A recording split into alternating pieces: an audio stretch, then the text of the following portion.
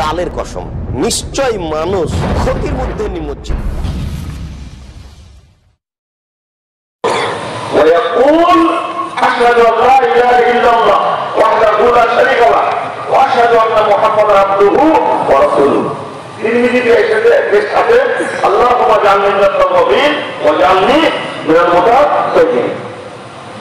এই দুয়াটা যে ব্যক্তি বলবে, রাসূল সাল্লাল্লাহু আলাইহি ওয়াসাল্লাম বলতেন, ফুতিহাত লাহু আবওয়াবুল জান্নাতিল সামানিয়া। আল্লাহ রাব্বুল আলামিন এত ফজিলত রাখতেন, আল্লাহ রাসূল বলতেন ওই ব্যক্তির জন্য জান্নাতের 8টি দরজা খুলে দেওয়া হয়। ইয়াদখুলু মিন আইয়াশা, যে দিক দিয়ে ইচ্ছা সেই দিক দিয়ে জান্নাতে প্রবেশ করতে পারবে। হাবিব, জান্নাতের দরজা কি? ও হাবিব, ওকে কেউ ঠেকাতে পারবে না। কি একটা আশ্চর্যজনক ব্যাপার, আপনি চিন্তাই করতে পারবেন, ভাবতেই পারবেন। এতটুকু বলার পরে বলছে যে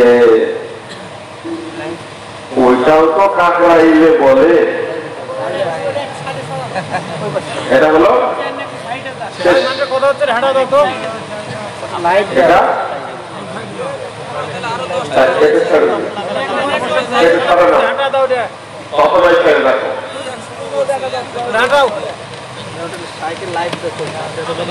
এই সাইডে রাখো।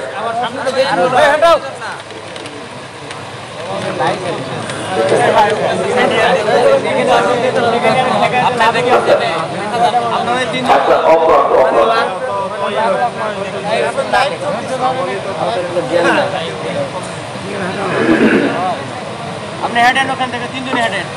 কি যেন বলছিলাম যেন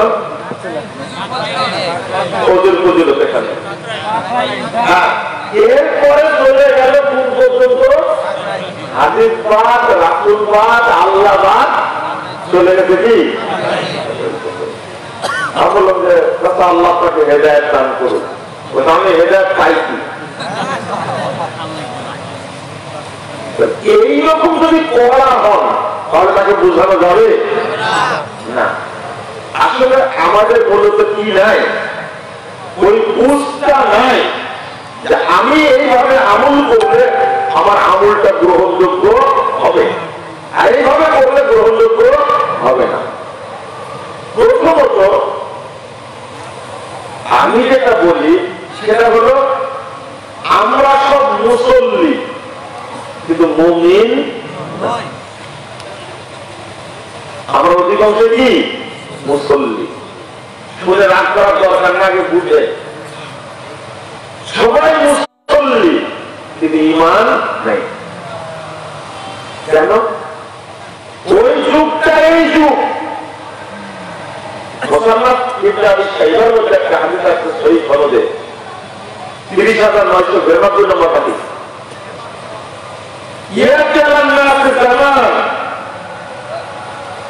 মানুষের উপরে একটা যুগ আসবে, একটা সময় আসবে। কি আসবে? একটা সময় আসবে।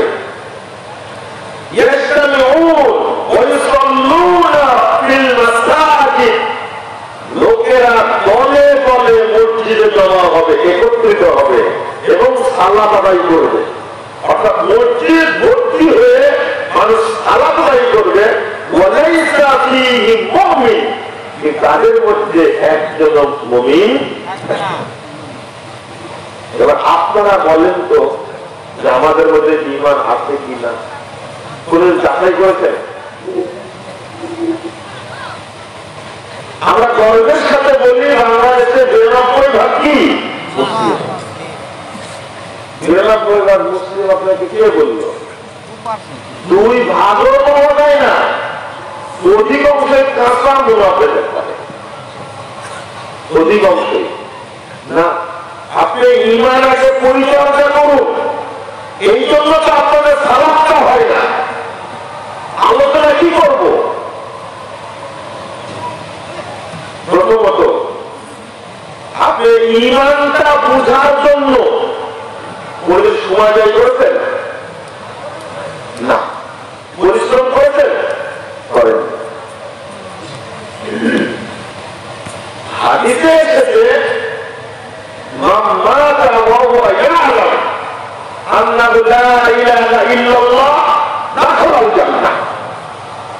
মুসলিমের 26 নম্বর হাদিস। রাসূল সাল্লাল্লাহু আলাইহি ওয়াসাল্লাম বলছেন, যে ব্যক্তি মারা যাচ্ছে সে জানে যে আল্লাহ ছাড়া প্রকৃত কোনো মাবুদ নাই। এটা জেনে যদি মারা যায় তাহলে কোথায় যাবে? জান্নাতে যাবে। আমরা তো বলছি যে লা ইলাহা ইল্লাল্লাহ বলে জান্নাতে যাবে, তাই না? আল্লাহ রাসূল বলছেন ওয়া ইয়া আহান, সে জানে আন্নাহু লা ইলাহা ইল্লাল্লাহ, আল্লাহ ছাড়া প্রকৃত কোনো মাবুদ নাই। এটা জানে যে। আরেকটা আয়াত সূরা মুহাম্মদ 19 নম্বর আয়াত আল্লাহ বলছেন, ফাআলাম আন্নাহু লা ইলাহা ইল্লাল্লাহ, আগে আপনি জানেন, জেনে নিন, বুঝে আগে আল্লাহ ছাড়া প্রকৃত কোনো মাবুদ নেই।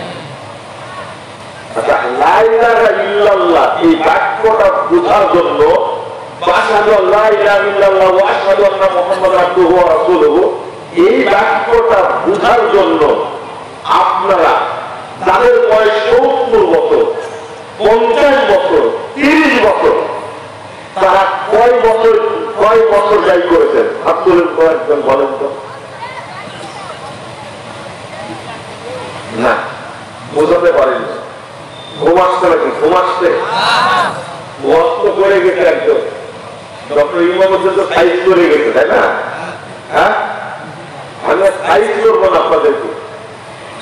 আমার কাছে বলেন, রাসূল মুহাম্মদ সাল্লাল্লাহু আলাইহি ওয়াসাল্লাম লা ইলাহা ইল্লাল্লাহ বা কালেমা শাহাদাত আশহাদু আল্লা ইলাহা ইল্লাল্লাহ ওয়া আশহাদু আন্না মুহাম্মাদান আবদুহু ওয়া রাসূলুহু, এই বাক্যটা বোঝানোর জন্য সময় নিয়েছিলেন কত বছর? 13 বছর। কয় বছর? 13 বছর। আচ্ছা, সালাত নাযিল হলো কখন বলছেন? মেরাজে, অর্থাৎ হিজরতের আগ মুহূর্তে সালাত নাযিল হয়েছে। তাহলে তার আগ পর্যন্ত কিসের প্রশিক্ষণ চলছিল? কালেমা, লা ইলাহা ইল্লাল্লাহ।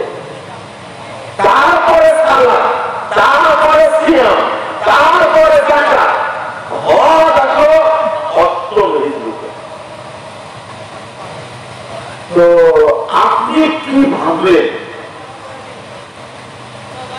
রাসূল সাল্লাল্লাহু আলাইহি ওয়াসাল্লামের সাহাবীরাই যদি প্রশিক্ষণ নেন 13 বছর, তো আপনাকে কত বছর নেওয়া লাগবে? 39 বছর নিতে, তাই না?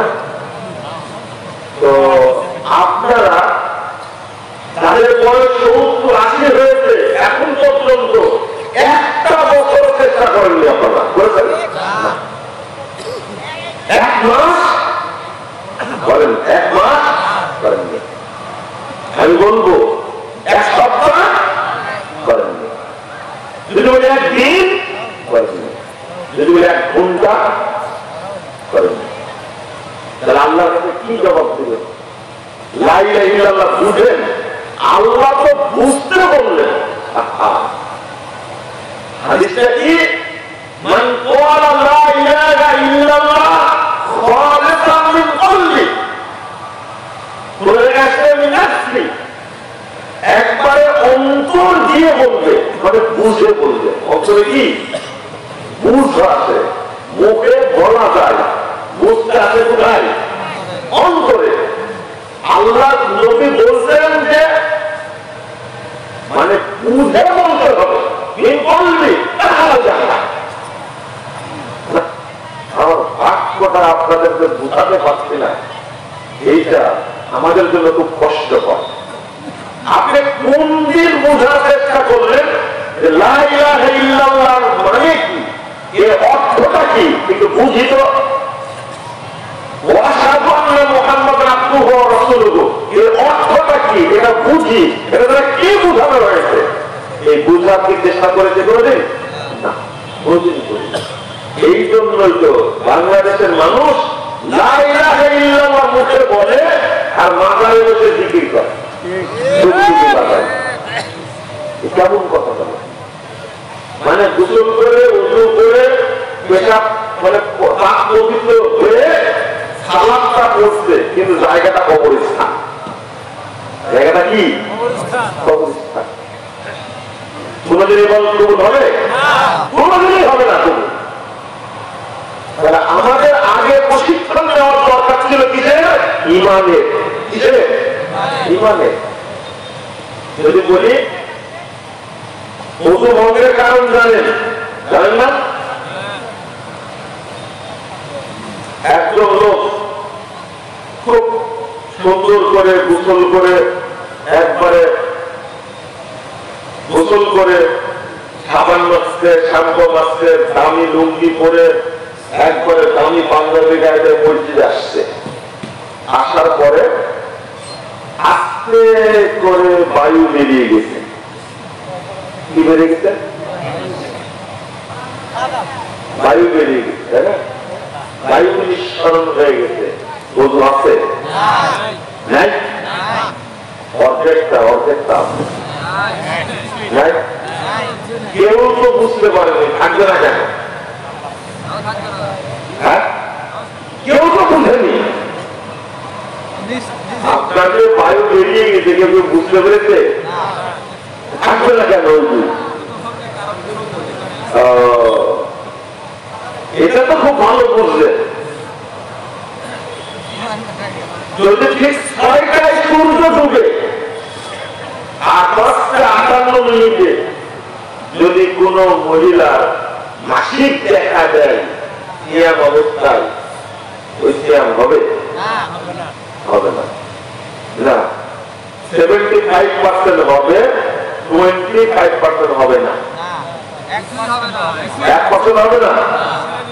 আপনার এত কত মাত্র 1 মিনিটের জন্য সিয়াম হবে না? হবে না, তাই না? এটা তো সোজাই বুঝলেন, তাই না? সোজা বোঝা বুঝলেন তো? একবার পানির মতো বুঝলেন। কোন পাগল যদি ওর গোসল করে কিনা, ওর শ্যাম্পু মেখে কিনা, সাবান মেখে কিনা, দামি লুঙ্গি পরে কিনা হলো, দামি টুপি পরে কিনা হলো, বায়ু একটু বেরিয়ে গেছে, সব শেষ। সব কি? তাহলে এইটা কেন বুঝেন না? ওযু ভঙ্গের কারণ ঠিকই জানেন, সিয়াম ভঙ্গের কারণ ঠিকই জানেন, যেটা জানার দরকার ছিল ওইটা জানা। আগে কি সিয়াম ভঙ্গের কারণ জানা দরকার, না ঈমান ভঙ্গের কারণ জানা দরকার? ঈমান ভঙ্গের কারণ জানা দরকার। আগে তুই প্রশিক্ষণ দিতে পারবি, বক্তব্য শুনেছেন পারবেন। তাহলে ওই জন্য আমরা সব মুসল্লি, কিন্তু মুমিন না। মুসল্লি আবার কোন মুসল্লি? এটা রাসূলের অনুসারী মুসল্লি না, এটা বেদাতি মুসল্লি।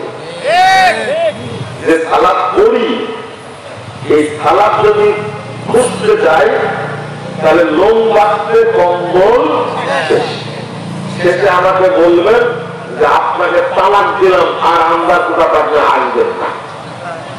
যদি শুরু করি বলা, খেপছে আমার উপরে এমনি মানুষ, তবে খেপলেও কিছু কিছু আলেম আলহামদুলিল্লাহ যাদেরকে চিনি না, ওরাই মত করে বেড়াচ্ছে সালাতের উপরে একটা বই, এই বইটা আপনার পড়িয়ে নেই। যার সাথে কথা হয়নি, দেখা হয়নি, চিনি না, কে লোকটা তাও বুঝি না, সে আবার বলে বেড়াচ্ছে।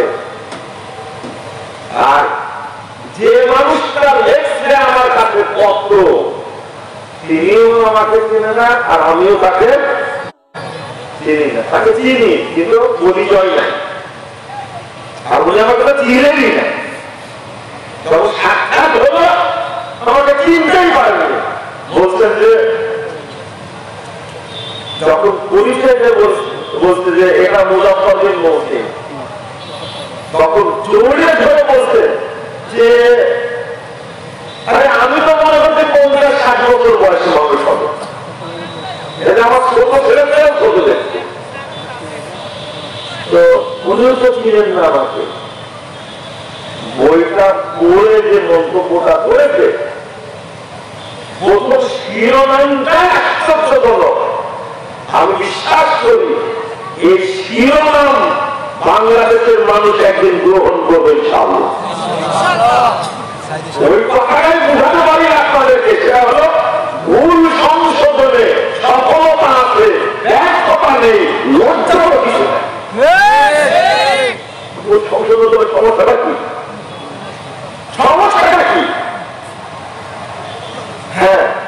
আমারও ত্রুটি থাকতে পারে, আপনারও ত্রুটি থাকতে পারে, ত্রুটিগুলো সংশোধন করে নিলেই হয়। আমি যেটা বললাম, ইমান তো বুঝি না, মুসল্লি হিসাবে তারা আমরা থাকি, সালাত পড়ি, তারাও প্রকৃত মুসল্লি না। সব ইবাদত গুলির মধ্যে ইবলিস শয়তান কি করে দিতে, হ্যাঁ, বেদাত ঢুকায় দিতে। শুধু অল্প অল্প করে ঢুকালে যথেষ্ট, তাই না? কিভাবে ঢুকাইছে যদি বলেন যে কিভাবে ঢুকাইছে বলেন? হ্যাঁ, 10,140 নম্বর হাদিস, ইমাম নাসাঈর একটা কিতাব আসনানুল কুবরা। এই হাদিসের মধ্যে খুঁজে দেখবেন ওযুর পরে একটা দোয়া পড়তে হয়, সেটা আপনারা পড়েন না। সালাতের পরে একটা দোয়া পড়তে হয়, আপনারা পড়েন না।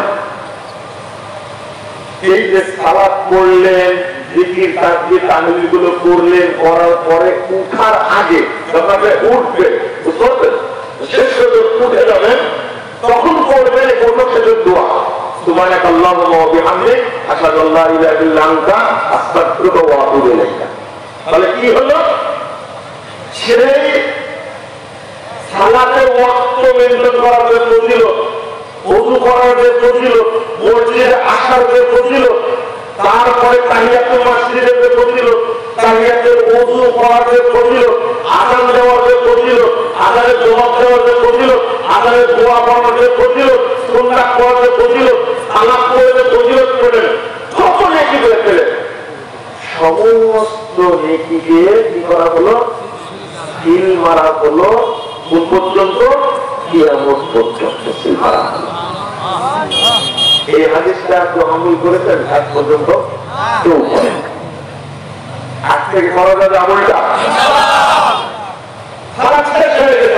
এখন উঠে চলে যাবে, তখন করে দেবেন সুবহানাকা আল্লাহুম্মা ওয়া বিহামদিকা আশহাদু আল্লা ইলাহা ইল্লা আনতা আস্তাগফিরুকা ওয়া আতুবু ইলাইক। ওযু যখন শেষ করবেন, পড়লেন তো দোয়াটা, তাই না? কি দোয়া পড়লেন? হ্যাঁ, এইটা পড়ার পরে আপনি আরেকটা দোয়া করবেন, এটা এখন বললাম সুবহানাকা আল্লাহুম্মা ওয়া বিহামদিকা। তাহলে ওযুর যত ফজিলত, এটা বললাম যে ওযুর কিভাবে করতে হয়, ওযুর ফজিলত বলবো। আল্লাহু আকবার। ওযুর এত ফজিলত, ওযুর এত ফজিলত আমরা কেউ জানি না। দুইটা ফজিলত বলেই দিয়েছি। সুন্দর করে ওযু করার যে ফজিলত, আর ফজিলতটা পেলেন আপনি, এইটাকে সিলগালা করা হলো, মোহর মেরে দেওয়া হলো, কিয়ামত পর্যন্ত আর নষ্ট হবে না।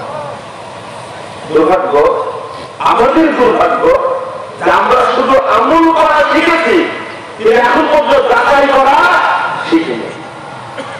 যাচাই করেন না, শুধু আমল করতে থাকে, ফলাফল পাবেন। ফলাফল কি পাবেন? আল্লাহর ভাষায় চলবেন, জিরো শুধু আল্লাহর ভাষায় চলেন। আমিলাতুন নাসিবা তাসলা নারান হামিয়া, সূরা গাশিয়া 3 নম্বর আয়াত। আমল করতে করতে করতে ক্লান্ত হয়ে গেছে। দাদি আমার বসে বসে জুমার দিন জায়নামাজে বসে বসে 80 বার দরুদ পড়তেছে। আমাদের দাদি কি ঘটনা? তো বলছে যে এই যে দরুদ পড়ছি কেন? 80 বার দরুদ করলে তো 80 বছরের পাপ ক্ষমা হয়ে যায়। আমি বললাম যে তুমি তো এটাই করছো, তুমি কি জানো এটা একটা জাল হাদিস? তোমাকে 50 বছর যাবত পড়ে আসছি, আর আজকে তুই বলছিস জাল। আমি জিজ্ঞেস করলাম, আচ্ছা ঠিক আছে দাদি, ওই আযান যখন হয় তুমি কি আযানের জবাব দাও? না, জবাব দেই না। কোনদিনই দাও না? না, দেই না। তুমি কি জানো ফজিলতটা? আযানের জবাব দেওয়ার যে ফজিলত, কি ফজিলত? আল্লাহু আকবার, যে প্রতিরোধ আযানের জবাব দেওয়া, আল্লাহু আকবার কাবীরা, মানুষ জানে না। 765 নম্বর হাদিস সেই মুসলিমের মধ্যে এসেছে, রাসূল সাল্লাল্লাহু আলাইহি ওয়াসাল্লাম বলছেন, মুয়াজ্জিনের সাথে সাথে যে ব্যক্তি আযানের জবাব দিল, মিন কলবি, অন্তর দিয়ে, আগ্রহ সহ, মনোযোগ সহ, মুয়াজ্জিন বলছে আল্লাহু আকবার, আল্লাহু আকবার, আপনিও বলবেন কি আল্লাহু আকবার, আল্লাহু আকবার, এইভাবে একবার শেষ পর্যন্ত মিন কলবি, মনোযোগ সহ, দাখালাল জান্নাহ, সে ব্যক্তি জান্নাতে প্রবেশ করবে। কোনো দোয়া করেনি। 710 নম্বর হাদিস বুখারীর মধ্যে এসেছে, মুহাম্মদুর রাসূলুল্লাহ সাল্লাল্লাহু আলাইহি ওয়াসাল্লাম বলছেন, আল্লাহু আকবার, কি চমৎকার! তাহলে আযান কেবল দিয়েছে, জবাব দিয়েছে, জান্নাতে চলে গেছে, এখনো দোয়া করেনি। যে ব্যক্তি আযানের পরে দোয়াটা করবে, রাসূল সাল্লাল্লাহু আলাইহি ওয়াসাল্লাম বলেছেন, হাল্লাত লাহু শাফাআতি, তাকে সুপারিশ করে জান্নাতে নিয়ে যাওয়া আমার উপরে ওয়াজিব হয়ে যায়। কিন্তু দাদি আমার আযানের দোয়াটাও জানে না, কিন্তু জানে কোনটা? জানে কোনটা? 80 বার দরুদ পড়লে 80 বছরের পাপ। অথচ দলিলটা কি?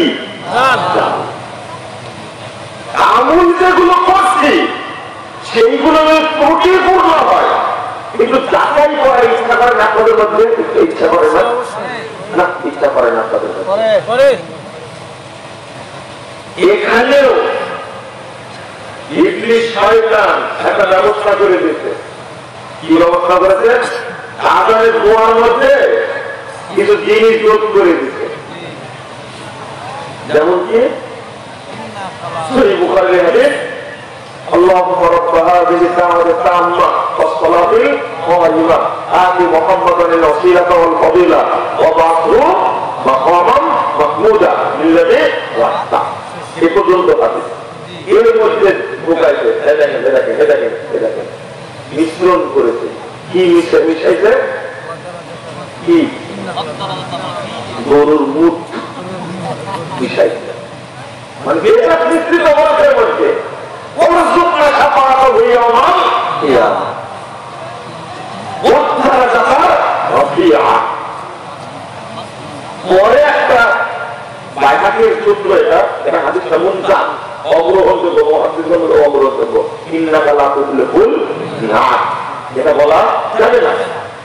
তাহলে দোয়া তিনি যোগ করে দিয়েছে, তাহলে এই দোয়াটা যদি মিশ্রণ করে পড়ি তাহলে আর কি নাকি পাওয়া যাবে?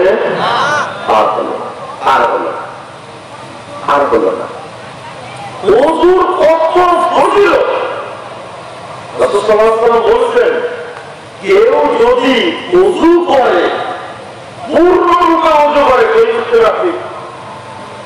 পূর্ণরূপে ওযু করে যখন পা ধুয়ে শেষ করলো, ওই ব্যক্তি খরাজাত মিন খতায়া, পাপ থেকে অলুপ বেরিয়েছে, খরাজাত মুখ, যেন তার মা ওই দিন তাকে জন্ম দিয়েছে। কিন্তু ওর মধ্যে মিশাইছি কি? বেদাত। ওর মধ্যে মিশাই দিচ্ছি কি? মিশাইছে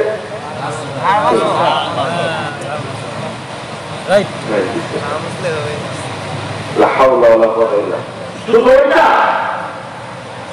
শুরুতে মিশাই দিচ্ছি। তিরমিজির হাদিস 25 নম্বর হাদিস করুন, রাসূল সাল্লাল্লাহু আলাইহি ওয়াসাল্লাম বলছেন, ওযুর আগে শুধু বলো বিসমিল্লাহ। আমরা একটা বড় দোয়া তৈরি করেছি, আবিষ্কার করেছি, বিসমিল্লাহির রহমানির রহিম, আলিফ লাম হাক্কুন ওয়াল কুফরু বাতিলুন আল ঈমানু নূরুন ওয়াল কুফরু যুলমাতুন। মানে মিশাই দিচ্ছি। কি করে দিচ্ছে? মিশাই দিচ্ছি। ভাষা বুঝলেন আমার? তাহলে কি হলো? এই ফজিলতটা থাকলো না, আর থাকার কোন সুযোগ নেই। তারপরে কি করেছে? মুখ ধোয়ার এক ফজিলত, হাত ধোয়ার এক ফজিলত, এক দোয়া, মাথা মাথা করার আর এক দোয়া, কান মাথা করার আর এক দোয়া, পা ধোয়ার আর এক দোয়া, সবগুলো কি তৈরি করা। আগে হলো বিসমিল্লাহ আর পরে হলো কি আশহাদু আল্লা ইলাহা ইল্লাল্লাহ ওয়াহদাহু লা শারীকা লাহু ওয়া আশহাদু আন্না মুহাম্মাদান আবদুহু ওয়া রাসূলুহু। আল্লাহুম্মা জাআলনি মিনাত তাওয়াবিন ওয়া জাআলনি মিনাল মুতাতাহহিরিন। এই ফজিলতটাকে নষ্ট করার জন্য মিশ্রণ করে দিয়েছে যেন কবুল না হয়। আপনারা যদি বুঝেন তো আলহামদুলিল্লাহ, না বুঝলে কিছু করার নেই। প্রত্যেকটা আমল আপনি অল্প করেন, আল্লাহ রাস্তার মধ্যে যাচাই করুন।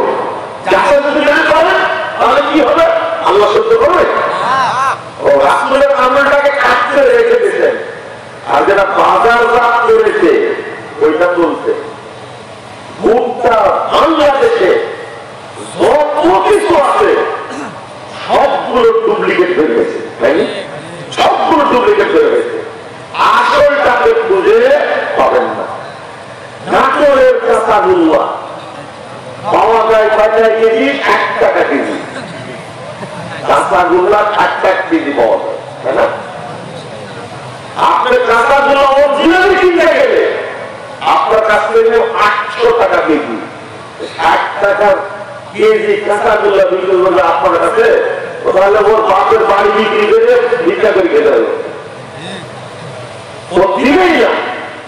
তাহলে কাঁচাগোল্লা করে সবই হয়ে গেছে। কাঁচাগোল্লা হয়ে গেছে। কাঁচাগোল্লা খাঁটি সুন্দর মনের মধু, তাই না? আপনারা তো খুব মধু খান। আরে সুন্দরবন থেকে পাঠাইছে আমার কাছে। হ্যাঁ, একেবারে সুন্দর বলেরই মধু, কিন্তু আসলে কি খাঁটি? সুন্দরবন খাঁটি, কথা ঠিক আছে, খাঁটি সুন্দরবনের মধু বলছে না কথাটা। সুন্দরবনের খাঁটি মধু এটা কিন্তু বলবে না। খাঁটি গরুর দুধ, কথা ঠিক, গরুর খাঁটি দুধ এটা বলবে না। কিন্তু এটা সালাকি আছে একটা, জানেন কি আপনার সালাকি? সালাকি তো বুঝেন না আপনারা। খাঁটি লাগাচ্ছে কোথায়? সুন্দরবন তো খাঁটি, এটা তো সম্ভব না। কিন্তু মধুটা তো খাঁটি, এটা কি ঠিক? মধু যারা খান তারা আজকে শোনেন, সুন্দরবনের মধ্যে চিনি গুলে বড় বড় ডেক রেখে দিচ্ছে, রেখে দিয়ে ওখান থেকে মধু মৌমাছি খেয়ে, চিনি খেয়ে মধু পাকে দিচ্ছে। কথা মানে বলছে খাঁটি মধু, সুন্দরবনের মধু, মৌমাছির মধু, এর মধ্যে কি ভেজাল নাই। আসলে কি ভেজাল আপনার মধ্যে? ভেজাল থাকলে মৌমাছির মধ্যে ভেজাল আছে, মধুর মধ্যে কোনো ভেজাল নাই। আমি বললাম সব ঠিক কথা, কিন্তু মধুর আগে হাইব্রিড হয়ে গেল, এটা খেয়াল করবেন আপনি। ও যদি সুন্দরবন থেকে মধু সংগ্রহ করতো, ওই চাকে মধু হতে 1 কেজি, আর এখন হচ্ছে ওই চাকে 5 কেজি। কি খায়? চিনি খায়। তখন একটু লোক বলছে শয়তান বাংলাদেশে নাই, শয়তান বাংলাদেশে নাই। ও আটলান্টিক মহাসাগরে ঘুমাচ্ছে, নাক দিয়ে তেল দিয়ে ঘুমাচ্ছে। যেগুলো আমি ফেলে রেখে রাখছি এইগুলোতে এরাই পাকা বেশি। মধু দিতে যাবে না। আমার সাথে এক ঘটনা ঘটেছে। গতবার 20 কেজি মধু দিয়েছে, এবার আরো আমার মধু দেয়নি, 600 টাকা কেজি নিয়েছে।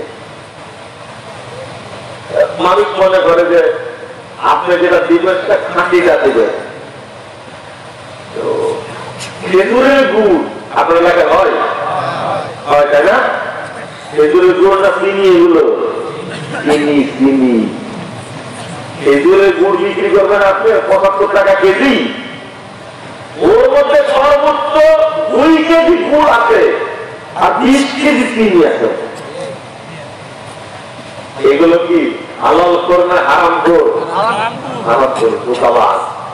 ফতোয়া দিয়ে গেলাম, ধোঁকাবাজ। কোন জিনিসই সরষের গাছের মধ্যে সরষের জমিতে জায়গা জায়গা জায়গা জায়গা কি দেওয়া আছে, চিনি গুলিয়ে দাম দিয়ে রাখছে। আরে আমি তোমার কাছ থেকে মধু নেব, কাঠিটা মধু দাও, আমি দিয়ে নিব, তুমি সরষের ফুলের মধ্যে রেখে দিয়েছো, আমি দেখবো ওখান থেকে মধু তুমি কেটে দিবা। দেখতে যে দেখছে সরষের জমির মধ্যে কি দেওয়া আছে, চিনির দাম দেওয়া আছে। চিনি যদি পায় মৌমাছি টাকা বলছে, ফুলে গিয়ে বলতো, ফুলে গিয়ে বলতে কত মধু পাবো। আর চিনিতে বসলে কি আগে মধু পাওয়া যেত 20 কেজি, এখন মধু পাচ্ছে 3 গুণ 4 গুণ করে।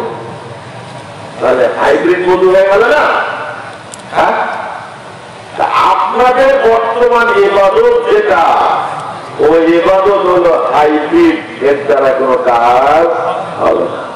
সব ফরমালিন মিশ্রিত। কি ফরমালিন দেওয়া হলো?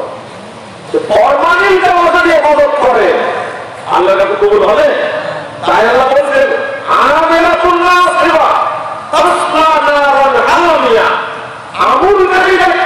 করতে করতে ক্লান্ত হয়ে গেছে, ওই ব্যক্তি প্রজ্বলিত আগুনে নিক্ষিপ্ত হবে, জাহান্নামে নিক্ষিপ্ত হবে। আমল করলে মানুষ জান্নাতে যাবে, আল্লাহ বলছেন কোথায় যাবে? জাহান্নামে যাবে। সূরা ফুরকান 23 নম্বর আয়াত আল্লাহ বলছেন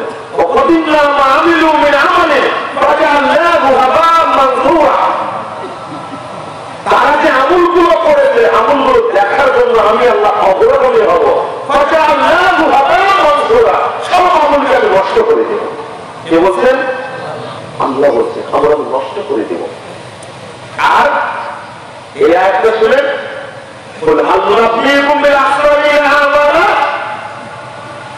অনেক আমল করেছে, ক্ষতিগ্রস্ত হয়েছে, তাদের সম্পর্কে বলবো আল্লাযীনা দাল্লা সাইয়ুহুম ফিল হায়াতিদ দুনিয়া ওয়া হুম ইয়াহসাবুনা আন্নাহুম ইয়াহসিনুনা সুনআ। তারা আমল করে কত ভ্রষ্ট হচ্ছে, অথচ নিজেরা মনে করছে ভালো আমলই করছে।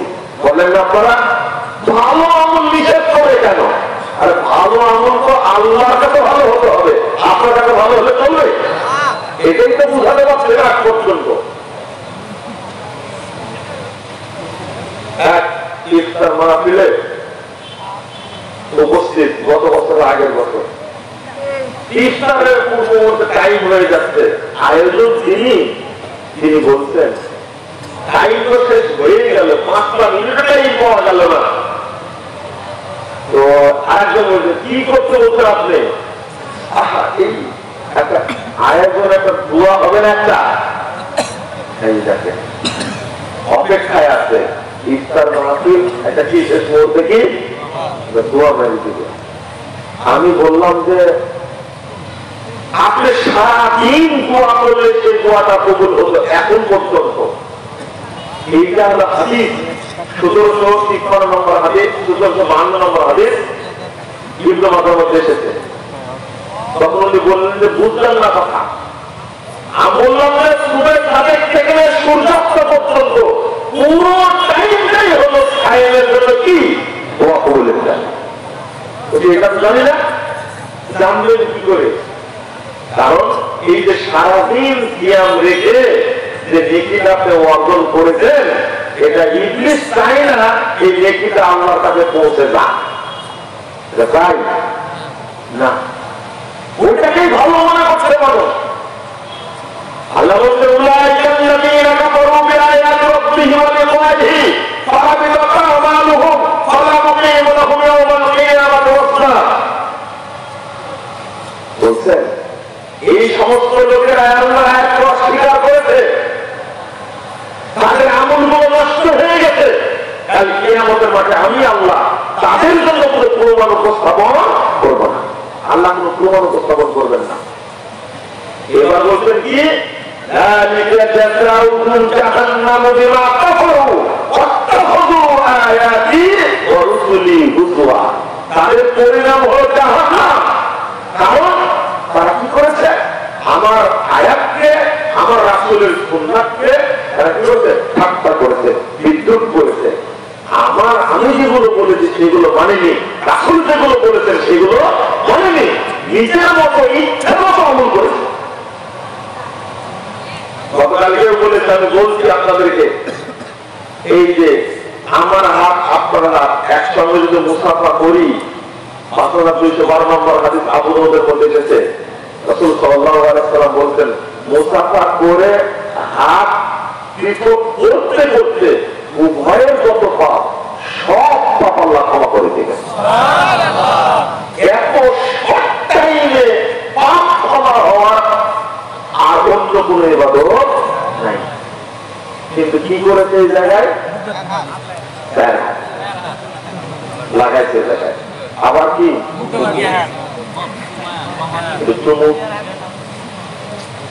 আচ্ছা এবার বলেন, যখন 4 হাত লাগালেন পাপ ক্ষমা হচ্ছে না বাড়ছে? একটা ছোট্ট ইবাদত। আচ্ছা মুসাফা করতে কয় সেকেন্ড লাগে বলেন তো ভাই? 1 সেকেন্ড, 2 সেকেন্ড, সর্বোচ্চ 3 সেকেন্ড। মুসাফা করবেন, হাতটা ছেড়ে দিলেন। এতটুকুর মধ্যে ফজিলত আল্লাহ বলছেন, উভয়ের যত পাপ সব ক্ষমা করে দাও। এত শর্ট টাইমে পাপ ক্ষমা করার আর কোনো ইবাদত আমার জানা মতে নাই, থাকতে পারে আমার জানা মতে নাই। অথচ এই নেকি যেন না নিতে পারে, এই নেকি যেন না নিতে পারে, এই জন্য এর সাথে যোগ হয়েছে 4 হাত, তাই না? এরপরে বুকে হাত, তারপরে কি মুখে চুমু। সেটা বলতে ভাইজান দোয়া করেন, বলে পিয়া বানিয়ে দিল। এই বাকি যেগুলো হলো সবগুলো কি আপনারা বললেন? আজকেও তো কয়েকজন লোক আমার সাথে মুসাফা করলেন, তো 2 হাত মারিয়ে দিলেন। কি জন্য মারলেন বলেন তো দেখি? আমরা যেটা প্রোগ্রাম করছে, আমি এসেছি মনে হয় 2001 সালে, আজকে মনে হয় 21 বছর হচ্ছে, 4 বছর, 21 বছর আগে আসছে এখানে। আপনি কি ঘোরার জন্য শিখবেন? এখন এটা বল, কি শিখেছেন আপনি? সালাত করতে দেখলাম একজনকে মসজিদে, মসজিদে সালাত করতে দেখলাম, হাত বাড়াই শিখুন। শুধু রফুলাইজেন করতে বললেই সহি আকিরা মানুষ আলাদা হবে না। রফুলাইজেনটা তো ঠিক মতো করা লাগবে নাকি? সেই কথাটা ঠিক মতো করা লাগবে, রুকুটা তো ঠিক মতো করা লাগবে। রুকু করার পরে মাথাটা সোজা না হলে ফক্সুর মাসে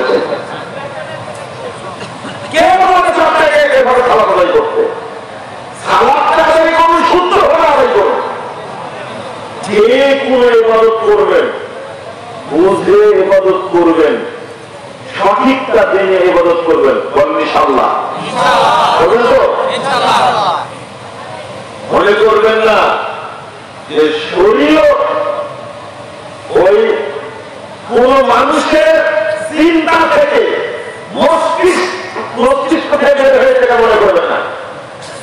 শরীয়ত কারো মস্তিষ্ক প্রসূত না, কারো তৈরি করা না। এটাকে মোহাম্মদ সাল্লাল্লাহু আলাইহি ওয়াসাল্লাম আবিষ্কার করেছেন, তার পক্ষ থেকে এসেছে, আল্লাহর পক্ষ থেকে এসেছে।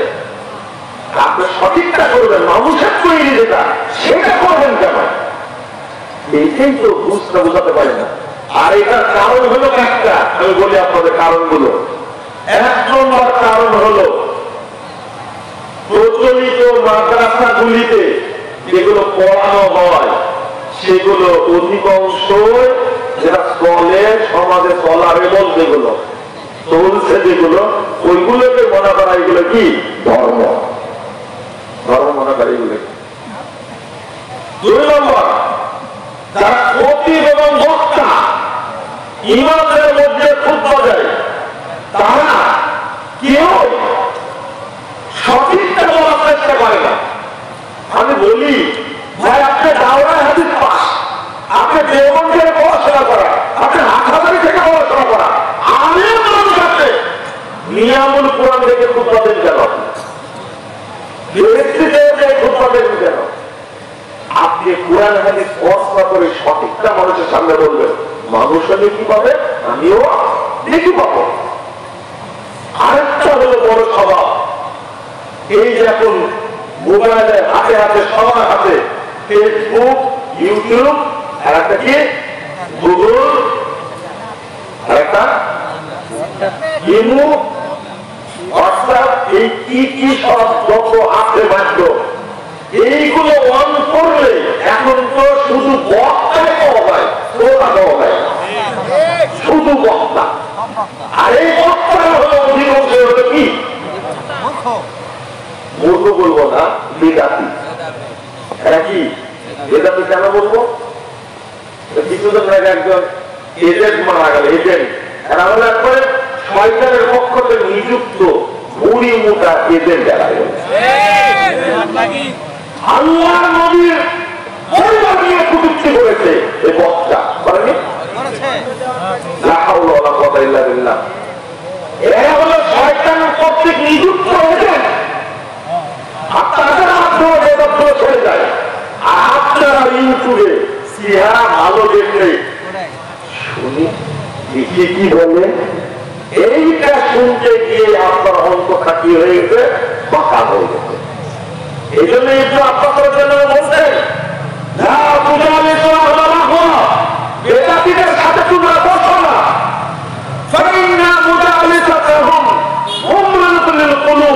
তাদের সাথে বসলে তোমার অন্তরটা বেদাতে আক্রান্ত হবে। আপনি এটা জানেন, যার আকীদা খারাপ, মানহাজ খারাপ।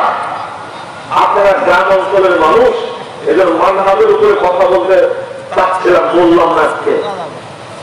মানহাজের ত্রুটি আছে, এই লোকের বক্তব্য শোনা, লেখনী পড়া, দাসে বসা যাবে। মোহাম্মদ বিন সিরিন শ্রেষ্ঠ চারজন তাবেঈর একজন। তিনি বলছেন, তোমরা বেদাতপন্থীদের কাছে কোরআন তেলাওয়াত শোনো না। যেখানে কোরআন তেলাওয়াত শোনা নিষেধ, সেখানে বেদাতি হুজুরের ওয়াজ শোনা যায় কি করে বলে দেখি? এত বাল হাদিস বলে, এত জয়ীফ হাদিস বলে, এত মিথ্যা কথা বলে, আর উদ্ভট কথা এত বলে, কল্পনাই করা যায়। আপনি সেই মতো শোনেন কেন? আবার বক্তব্যটা খুবই সুন্দর, নিজে নিজেই বলছেন, অথচ কথার মধ্যে এমন কিছু কথা ঢোকায় দিয়েছে, যেমন একটা গান বলে না, হাসবি রব্বি জাল্লাল্লাহ, তারপরে কি লা মাওজুদা ইল্লাল্লাহ, লা মাকসুদা ইল্লাল্লাহ, মা ফি কলবি গায়রুল্লাহ, বলে না? লা ইলাহা ইল্লাল্লাহর সাথে সুর মিলাই ডাকতে বলে একটাও ঠিক না, কিন্তু মজা লাগে তো, খুব সুন্দর গানটা, সুর কিন্তু হাবি। এরা আমাকে খুব গালিগালাজ করেছে, যারা গানটা গায় তারা গালিগালাজ করেছে। মাফি কলবি গায়রুল্লাহ, লা মাওজুদা ইল্লাল্লাহ, লা মাকসুদা ইল্লাল্লাহ, লা মাহবুবা ইল্লাল্লাহ, লা নাখাফু ইল্লাল্লাহ। অথচ লা ইলাহা ইল্লাল্লাহর মূলভাব যেটা আপনি বুঝতেই পারেননি, এত সুন্দর কণ্ঠের কারণে আপনার অন্তরটা বলে নষ্ট হয়ে গেছে। কথাটা কি বললো? লা মাওজুদা ইল্লাল্লাহ, আল্লাহ ছাড়া কেউ মওজুদ নাই, মানে আল্লাহ সব জায়গায় আছে। আকীদা কি ঠিক? তো আমি আপনাদের যেটা বলতে চাইব, অনুরোধ যেটা করতে চাইব আপনাদেরকে, দয়া করে এই সমস্ত বিদাতি মজলিস থেকে দূরে থাকবেন ইনশাআল্লাহ। ইনশাআল্লাহ। হাদিস শুনে নিন, রাসূল সাল্লাল্লাহু আলাইহি ওয়াসাল্লাম বলতেন 809 নম্বর হাদিস, তাবরানী কাবীরের মধ্যে এসেছে, ইন্না মিন আশরাফিস সাআ আইয়ুল তাওয়াসুল ইলমু ইনদাল আসাফির। যখন মানুষ বেদাতিদের কাছ থেকে ইলম নিবে, দ্বীন নিবে, তাদের বই পড়বে, আর বক্তব্য শুনবে, তখন বুঝবে কিয়ামত চলে এসেছে, ধ্বংস হয়ে যাবে। নাউযুবিল্লাহ। ইবনে মাসউদ রাদিয়াল্লাহু আনহু বলেন, লা ইয়াজালু নাসু বিখাইরিন, মানুষ কতদিন কল্যাণের মধ্যে থাকবে, মানুষ কতদিন ভালো থাকবে, মা আখাযুল ইলমা ইনদাল আকাবির, যতদিন মানুষ সাহাবীদের কাছ থেকে ইলম নেবে ততদিন কল্যাণের মধ্যে থাকবে। ওয়াইদা আখাযুহু আনিল আসরাগির হালাকি, যখনই বেদাতিদের কাছ থেকে এলেন নিবে তখন মানুষ কি হয়ে যাবে, ধ্বংস হয়ে যাবে। আপনার মধ্যে কোরআন তেলাওয়াত শুনে যদি ভালো লাগে, বেদাতি লোকটির কোরআন তেলাওয়াত শুনে যদি ভালো লাগে, তারপরে মহব্বত তৈরি হবে না। বেদাতির প্রতি মহব্বত তৈরি হওয়ার অর্থই হলো রাসূলের প্রতি আপনার শত্রুতা তৈরি হয়ে গেল। তাহলে কি হলো, কালকে আমাদের মাঠে রাসূলের সুপারিশ পেতে চান? না না, সুপারিশ করতেন না, আগ্রহ হয়ে যায়। সুপারিশ পেতে চান? হ্যাঁ। কিয়ামতের মাঠে রাসূলের দলভুক্ত হতে চান?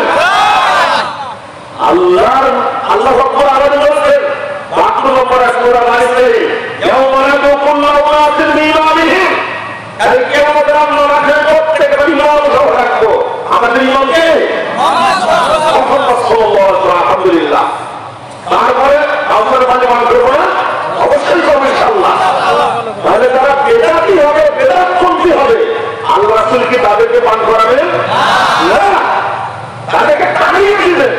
আল্লাহ তো নিজেই বলতো, আল্লাহর কসম লা রাসূলুল্লাহ কামা তুসারাতুল গয়বা মিনাল ইবল, মানে অন্যের মুখকে পানির কাছ থেকে যেমন মালিক তাড়িয়ে দেয়, ঠিক কাউসারের কাছে যদি আসে কোনো ব্যক্তি, আমি ওই ব্যক্তিকে তাড়িয়ে দেব। কারণ জাতি আমি কাউসারের ধারে রাখবো না, তাই দিব না। সহিহ বুখারী হাদিস 23 নম্বর হাদিস, সহিহ বুখারী হাদিস। আপনি কি মনে করেন, এত হালকা মনে করেন আপনি?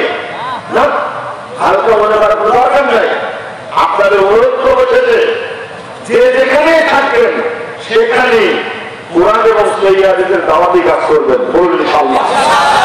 দাওয়াত দেবেন তো? তরুণ ভাইয়েরা কোনো ভয় নাই, মানুষের সাথে সুন্দর আচরণ করে দাওয়াত দিবেন।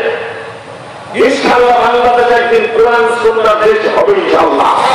মাজার পূজা, কবর পূজা, খানকা পূজায় অস্তিত্ব থাকবে না ইনশাআল্লাহ। ইনশাআল্লাহ থাকবে না। তোমাদের উপরে মামলা দিচ্ছে, তরুণদের উপরে গোটা বাংলাদেশে যে সমস্ত দিন ভাইয়েরা দাওয়াতে কাজ করছে, বেদাতিরা এত অত্যাচার করছে, লিস্ট করে থানায় জমা দিচ্ছে, তাদেরকে ধরে এনে জেলখানায় দিচ্ছে, অথচ তারা কি নিরপরাধ মানুষ। তারা জেল দিবে না। আমরা কখনো জঙ্গি রাখতে বিশ্বাস করে না।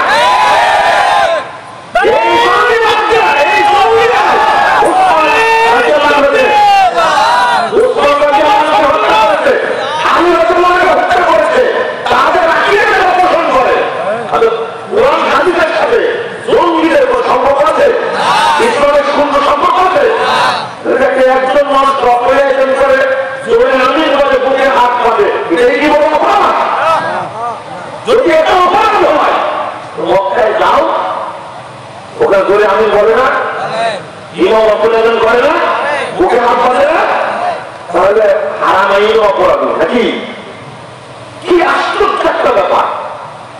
ঘুমটা এসে আমাদের বিপ্লব ঘটছে, এইটা পকেট কি হয়ে যাচ্ছে, খালি হয়ে যাচ্ছে। এতদিন নজর নেওয়া পেয়ে ব্যবসা ঠিক মতো করেছে, এখন ব্যবসা ঠিক মতো হচ্ছে না। মিলাদের ব্যবসা হচ্ছে না, সর্বরাতের ব্যবসা হচ্ছে না, ডিস্ট্রিবিউট বন্ধ করে গেছে। বন্ধ করে কি করেছে? মানুষের হাতে হাতে এখন ডিস্ট্রিবিউট। আলহামদুলিল্লাহ। আমি ওই সমস্ত লোকদেরকে বলি, তুমি মাহফিল বন্ধ করার জন্য চেষ্টা চালাও, কিন্তু সিনেমা হল বন্ধ করার জন্য চেষ্টা করেছো মানে তুমি যাত্রা বন্ধ করার জন্য চেষ্টা করছো। 14 ফেব্রুয়ারি লুচ্চা দিবস, এটা বন্ধ করতে আবেদন করেছে বলে, হ্যাঁ? 1 বৈশাখের বেহায়া দিবস, এটা বন্ধ করার জন্য আবেদন করেছে। আবেদন করলো কি, আমরা গোটা মাহফিল কি করে বন্ধ করা যায়। এগুলো মানুষের কাজ।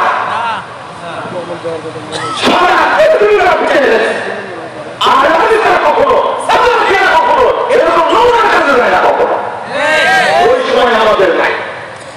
আপনারা বলেন, আমরাও বলি, যেটা হক মানুষ সেটাই গ্রহণ করবে নাকি? সেটা তো গ্রহণ করবে। মসজিদ ভেঙে দেওয়া, প্রোগ্রাম বন্ধ করে দেওয়া, কি চমৎকার দৃশ্য। হুজুর থানায় গিয়ে বসে থাকছেন, বন্ধ করে দিবেন। পাশে ঢাকা দারুল ইসলাম কমপ্লেক্স আপনারা গেছিলেন, এই বিশাল সম্মান বন্ধ করার জন্য এক শ্রেণীর মানুষ এত ষড়যন্ত্র করেছে। অন্তত কেন এটা হবে যে প্রোগ্রামটা 40 বছর ধরে আছে, ওই প্রোগ্রাম বন্ধ করার জন্য গেছে কোন ধরনের মানুষ বুঝি না। খালি করে ইস্তেমার কথা বললাম, মানে 39তম ইস্তেমা এটা প্রতি বছর হয়। এবার মিডিয়ার কারণে নাকি 2 বছর মানুষ জানতে পারছে তাই, কিন্তু এই ইস্তেমা হয় এইটা বন্ধ করার জন্য প্রচেষ্টা করতে হবে, ফেসবুকে স্ট্যাটাস দিতে হবে, মিডিয়ায় বলে দিতে হবে প্রোগ্রাম বাকি। এরা তো শয়তানের ছোঁয়া এগুলো সব। আল্লাহ যেন আমাদেরকে এই সমস্ত ওসওয়াসাটাকে হেফাজত করেন, আমিন ইয়া রাব্বুল আলামিন। আল্লাহ যেন আমাদেরকে সঠিক আমল করে আল্লাহ সন্তুষ্ট অর্জন করার তৌফিক দান করেন, আমিন। আল্লাহ আমাদের সকলকে জান্নাতুল ফেরদাউসের সদস্যরূপে কবুল করে নিন, আমিন ইয়া রাব্বুল আলামিন। আপনাদের দুইটা কথা, এক নম্বর হলো দারুল ইসলামী কমপ্লেক্স, এটা বাঘাটে বাউসা নিলাপি করা। আপনাদের একটু দেখে আসার দাওয়াত দিলাম, আপনাদেরকে একবার দেখে আসবে যদি রাজশাহীর দিকে যান। 1 2 নম্বর হলো মাসিক আল ইখলাস পত্রিকাটা একটু পড়ার চেষ্টা করবেন, এখানে মঞ্চে আছে, এটা দেবো, আমরা দেবো ইনশাআল্লাহ। আর 2টা বই আছে।